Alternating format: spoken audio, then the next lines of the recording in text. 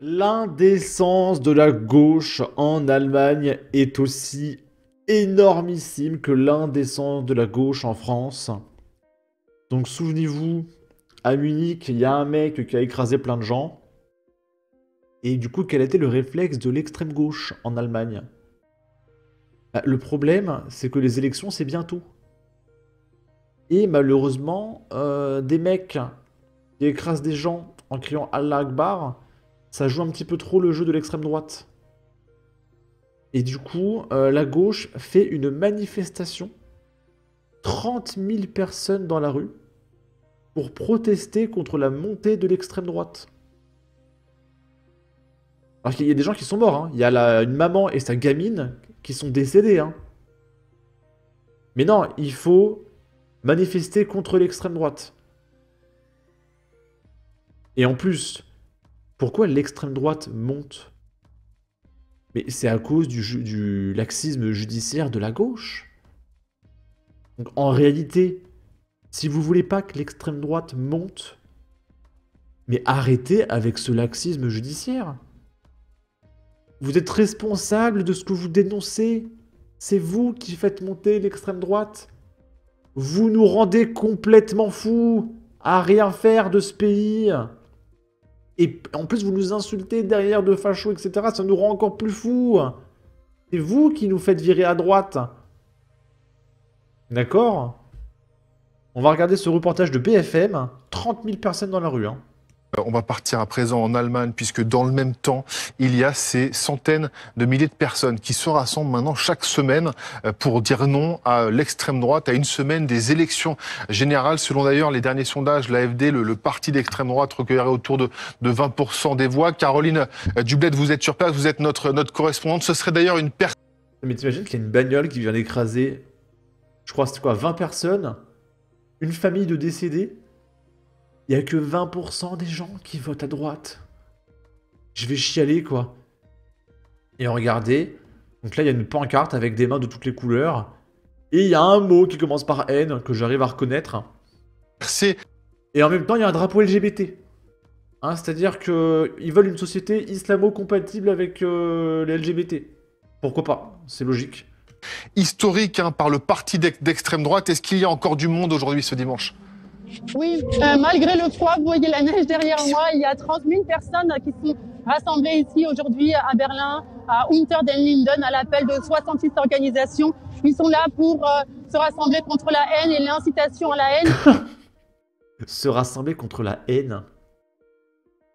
Il y a un mec qui vient d'écraser une famille. Elle est où la haine? Qu'est-ce que je me contiens de pas dire de gros mots? Et le mot, la phrase qu'on entend le plus scander aujourd'hui parmi cette foule, c'est « Nous sommes le cordon sanitaire, nous sommes le pare-feu ». Donc ça fait évidemment écho à ce tabou qui a été brisé il y a 2 semaines par le chef des... Mais imaginez une seconde. C'est-à-dire que imagine, t'es sur ton canapé. T'es sur ton canapé. Tu apprends qu'il y a un mec qui a écrasé 20 personnes, il y a une famille qui est décédée. Tu attrapes ta pancarte et tu t'es dit, oh vite, cordon sanitaire contre l'extrême droite. Mais c'est pas possible d'être ravagé comme ça. Ça n'existe pas. Perso, j'ai des amis de gauche, hein. Mais je connais personne qui a le réflexe d'aller manifester après un meurtre, quoi. Ça, je connais pas, hein. De près ni de loin, hein. Des conservateurs, Friedrich Merz, quand il a fait voter une motion de loi au Parlement avec l'appui des voix de l'AfD. Le tabou a été brisé et depuis, les gens se rassemblent régulièrement, toutes les semaines, dans les rues de Berlin, mais aussi de Munich. Il faut dire que le thème de la migration, c'est vraiment ce qui a dominé cette campagne électorale dont on arrive maintenant au bout, on est dans les dernières lignes droites. Et ce thème a été ravivé il y a 3 jours avec l'attentat de Munich qui a fait 30 blessés et 2... Mais en vrai, l'immigration, c'est un thème sous-jacent au laxisme judiciaire. C'est le laxisme qui fait péter un câble tout le monde. Morts, vu que 2 des femmes, une femme et sa fille grièvement blessées, ont succombé à leurs blessures. Donc cet incident encore, 4e attentat en 1 an en Allemagne. Un incident. Ah, elle dit 4e en 1 an. On est en février, hein. Donc 1 an, c'est en 2 mois, hein. Et du coup, Là, il y a une autre affaire. C'est lunaire. La police politique. Oui, il y a une police politique en Allemagne. Vient perquisitionner des internautes de droite. Parce que le mec, il a écrit un tweet. Donc, comme en Angleterre. Donc là, on n'est pas à l'abri, je sais pas, peut-être qu'un jour en France, il y aura ça, il y a un mec qui va débarquer chez moi, la police de la politique, et ils vont saisir mon matériel pour voir ce que je tweete, je suppose. Mais c'est complètement lunaire. It's 6:01. Alors, je vais baisser le son et je vais traduire. Il est 6h du matin, on est mardi, et nous étions avec la police d'État alors qu'ils effectuaient une descente dans cet appartement, dans le nord-ouest de l'Allemagne. À l'intérieur, 6 agents armés ont perquisitionné le domicile du suspect, puis ont saisi son ordinateur portable et son téléphone portable. Les procureurs affirment que ces appareils électroniques pourraient avoir été utilisés pour commettre un crime, selon la publication du crime. Le mec, il a fait quoi? Je vous montre, hein, c'est écrit. Le mec, il a partagé un dessin animé raciste. Alors c'est quoi le dessin animé raciste en question? Parce que si c'est un dessin animé, c'est qu'il y a une chaîne de production qui l'ont fait. Donc c'est quoi? Ça veut dire, supposons, là, en 2030, je partage, je sais pas, Tom et Jerry. Et qu'en 2030, on stipule que Tom et Jerry, c'est trop violent, c'est la haine. Donc en 2030, je partage du Tom et Jerry, il peut y avoir la police qui débarque chez moi pour saisir mon matériel parce que j'ai partagé Tom et Jerry. C'est quoi le dessin animé en question? Quels dessins animés sont interdits par la loi? J'aimerais comprendre. Moi, je veux bien respecter la loi, mais il faut me dire quel dessin animé est interdit. J'aimerais comprendre. Hein. Donc elle a dit un racist cartoon online. Non mais c'est complètement délirant. Au même moment, plus de 50 raids similaires ont eu lieu dans toute l'Allemagne. Donc là, étant donné que l'AfD est sur le point d'arriver au pouvoir, peut-être, ils envoient la police chez tous les mecs de droite, tous ceux qui ont partagé des trucs sur Facebook, sur Twitter, sur Instagram, ils vont tous les arrêter. Je sais pas si vous vous rendez compte de la violence du truc. Peut-être qu'ils vont les déchoir de nationalité, de leur carte d'électeur, etc. On sait pas.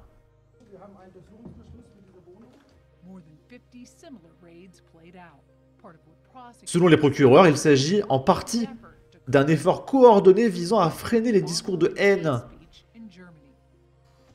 Je suppose dire que les meurtres c'est pas bien, et que pointer les gamines c'est pas bien, et que peut-être qu'il faudrait un petit peu freiner l'immigration, notamment pakistanaise, afghane et syrienne.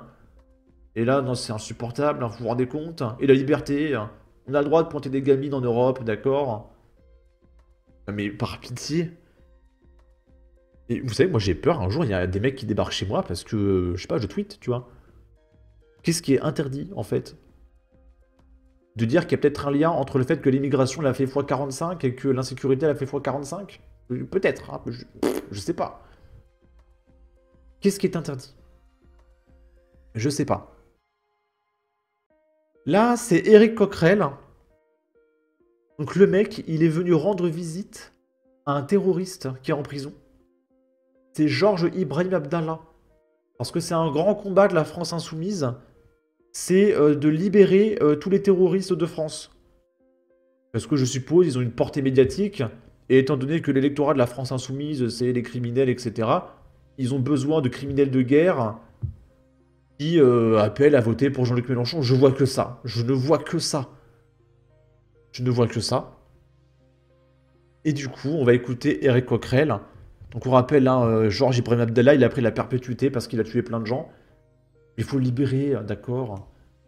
Encore une fois, je suis persuadé que c'est parce qu'il a une portée médiatique et qu'il pourrait ramener des mecs à la cause de Jean-Luc Mélenchon et ça ferait des électeurs en plus. Exercer leur droit de visite en prison. Les deux insoumis, Sylvie Ferrer et Éric Coquerel, ont réclamé la libération de Georges Ibrahim Abdallah, un ressortissant libanais de 73 ans. Ça me fume, t'as Éric Coquerel, il fait un snap, un selfie, avec un terroriste qui a pris perpète, qui a tué plein de gens. Et il est là, il fait un snap, on sourit. Non mais au secours. Mais juste au secours, quoi. Par pitié. C'est un cauchemar. Ans, pro-palestinien, condamné à la réclusion à perpétuité en 1987 pour complicité dans l'assassinat de 2 diplomates, un Américain et un autre Israélien. Une rencontre qualifiée de fraternelle par le député insoumis. Je rappelle... Une rencontre fraternelle. Non mais c'est une blague. Franchement, sur Mulot News ou Pédiavenir aurait partagé ça, franchement j'aurais dit elle est bonne la blague. Hein. Franchement c'est complètement lunaire. Hein. Que Nelson Mandela, qui était le plus vieux prisonnier politique du monde, c'était 28 ans de prison. Lui, il en est à 41.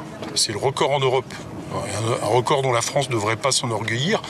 Georges Ibrahim Abdallah était membre des fractions armées révolutionnaires libanaises, un mouvement hostile aux États-Unis et à Israël, et responsable de plusieurs attentats en France et en Europe. Mi-novembre... Mais regardez la pancarte. Georges Abdallah, tes camarades sont là, avec un texte en arabe. Mais... Et le pire, regardez, c'est même pas des Algériens ou des Arabes hein, qui partagent ça. C'est des vieux boomers de 70 ans qui votent à gauche, quoi.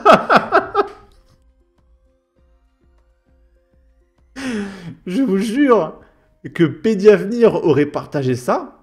Vraiment, j'aurais dit, elle est bonne la blague. Hein. Parce que franchement, mais même en le voyant, je me dis, c'est pas possible.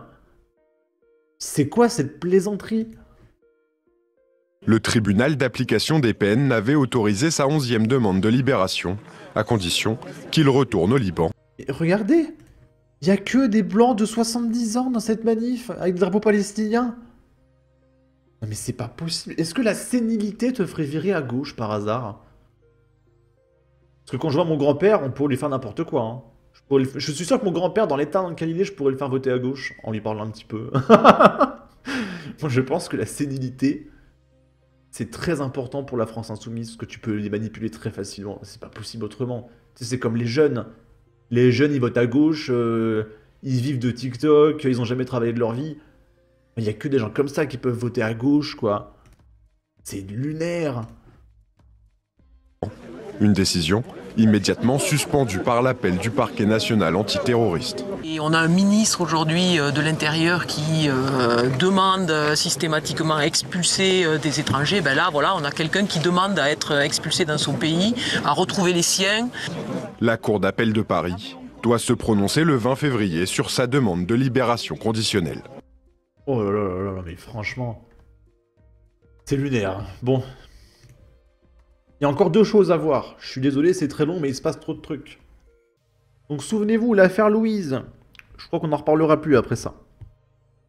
Donc, la droite a beaucoup critiqué Owen, en expliquant que c'était une racaille, que c'était une merde, qui vivait à coups de CAF, c'est un assisté, etc. Et le problème, c'est que la gauche avait dit « bah alors la droite, on n'en parle plus, alors qu'en fait, si. Parce que la droite, elle s'en prend aux criminels, hein. On s'en fout de la couleur de peau. » Et du coup, ça gêne beaucoup la gauche, parce qu'eux, ils pensaient qu'on était aussi racistes qu'eux, parce que la gauche, eux, voient tout sous le prisme de la couleur de peau. Ils sont ultra racialistes. Et du coup, ils ont changé leur discours, et ils ont dit, ça y est, l'extrême droite est passée au racisme de classe sociale. Parce que oui, la classe sociale est une race. Qu'est-ce que vous voulez que je vous dise? Mais par pitié. Par pitié. J'espère que les classes populaires comprendront un jour que l'extrême droite leur chie dessus et les traite de cassos gratteurs d'aide sociale qui éduquent mal leurs gosses. Bah oui, en l'occurrence, la famille d'Owen, oui. Oui. Oui, la criminalité et la précarité sont liées. Non. Non. Il y a aucun... Ah donc t'es en train de me dire que si Owen... il a perdu une partie de Fortnite et qu'il a planté une gamine de 10 ans, c'est parce qu'il est pauvre. Mais bien sûr. Mais est-ce que ça te dirait pas, je sais pas, de poser ce que t'écris au papier, de te relire, de brancher ton cerveau genre 3 secondes. Hein. Je sais que c'est compliqué, hein, tu vis de TikTok, t'as 3 secondes d'attention max. Écoute-moi bien. Tu regardes ce que t'écris, Essaye, je sais que c'est difficile, mais réfléchis 3 secondes. Allez, compte jusqu'à 3, tu réfléchis 3 secondes, lis ce que tu es en train de lire. Est-ce que planter des gamines parce que tu as perdu à Fortnite, t'es lié à la pauvreté? Allez, réfléchis 3 secondes. Pour éduquer ces gosses, il faut de l'argent et du temps libre. Donc supprimons la précarité. Écoute-moi bien, écoute-moi bien, écoute-moi bien. Mon père, il avait des troubles psychiatriques. Et il était très gentil, mon papa, je l'aimais beaucoup, mon papa. Il est décédé aujourd'hui. Mais il n'était pas là. C'est ma mère qui s'occupait de moi, parce que mon père, avec ses troubles, il pouvait pas avoir la garde. Et donc je le voyais seulement pendant les vacances. Et mon père, c'était limite moi, son père en fait. Je m'occupais de mon père. Parce que c'était un enfant, mon père. Il était irresponsable. Ah, mon père a essayé de me faire fumer quand j'étais au collège. Il m'a dit, tiens, ça c'est de la bonne. J'ai dit, non, non, papa. Alors que j'avais 12 ans, tu vois. Donc, non. C'est pas aussi juste une question d'éducation. Il y en a, ils sont de base extrêmement mauvais. D'accord? Et ma mère, elle m'a élevé toute seule. J'ai tué personne, j'ai pas dealé. Donc arrêtez de justifier votre déchéance, s'il vous plaît. Arrêtez. Vous êtes juste des serpillères, il n'y a aucune excuse. Sortez-vous les doigts du derrière. Et c'est tout.